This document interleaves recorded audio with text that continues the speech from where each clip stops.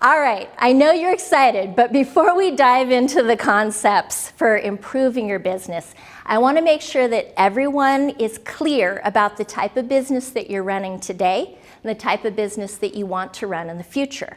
Not everyone has the same goals, not everyone has the same ambition, so let's talk about 4 different business types so you can figure out what makes sense for you. Okay? All right, the first business type I call a hobby business.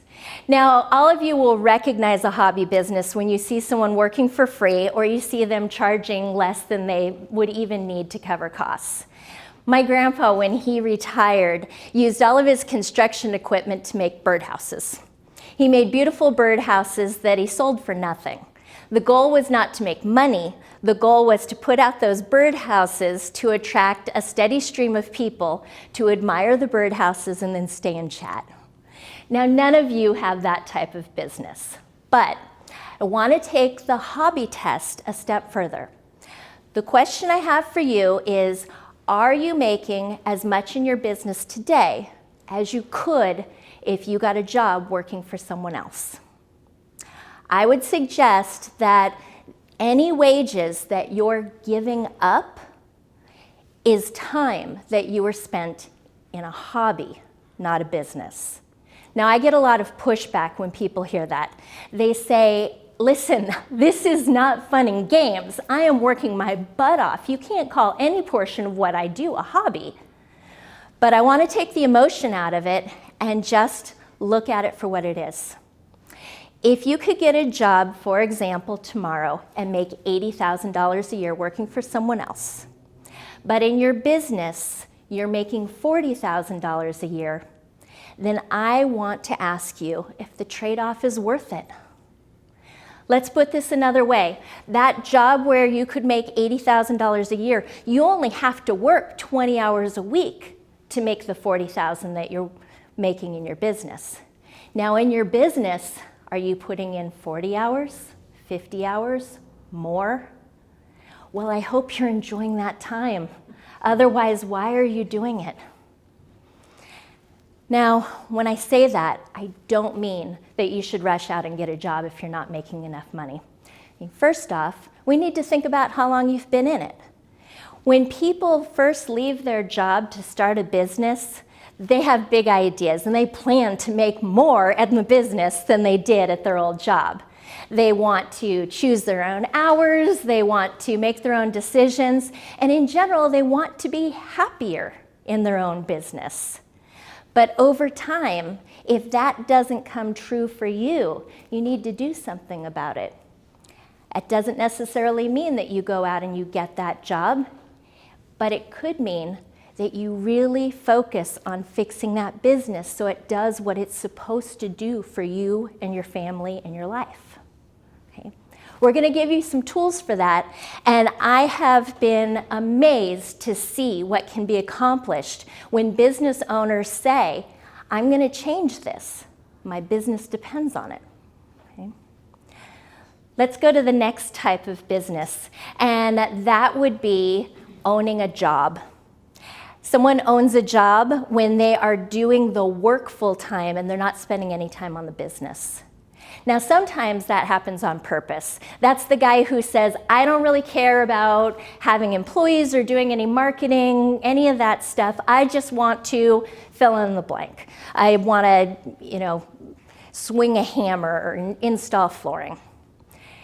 Now, those people wouldn't be here today unless maybe they need the continuing education credits for their license, but they're not going to be somewhere like you are trying to improve their business. The other side of owning your job is when you find yourself overwhelmed with just doing the work and you don't have time to build the business around you. Now, that can happen all the time, and it's so easy to say, I'm just working too hard to build something else and to lay a foundation underneath me. So I recommend that you carve a portion out of each day so that you can build that foundation. Because until you do that, you're not controlling your business and you're not controlling your future. It's just happening to you. Let's go to the next type of business. That would be a lifestyle business. A lifestyle business can make a very good wage for its owner, and those people are usually building a really strong business around them as well. In order to discuss a lifestyle business, let's really talk about the fourth type of business in comparison. The fourth type of business is an ongoing entity. Now, in accounting, we talk about this idea of going concern. When you're evaluating a business, the idea is that the business is going to go on into the foreseeable future. So you have an ongoing entity. In a lifestyle business, sometimes the foreseeable future includes the owner turning 65 and shutting down the business. There are other times in a lifestyle business when it's just the owner-operator. When the owner is on vacation, the business is on vacation too.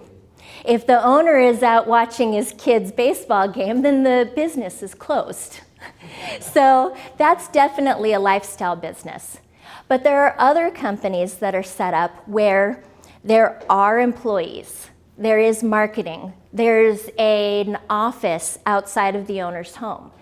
But it's still a lifestyle business if that owner is controlling the business and limiting it based on that owner's own needs. Okay? Let me give you some examples. It may be a situation where it's time to grow. And the market is ready, the customers are ready, the employees are ready, but the owner doesn't feel comfortable with that. It may be as small as the location that the business operates out of.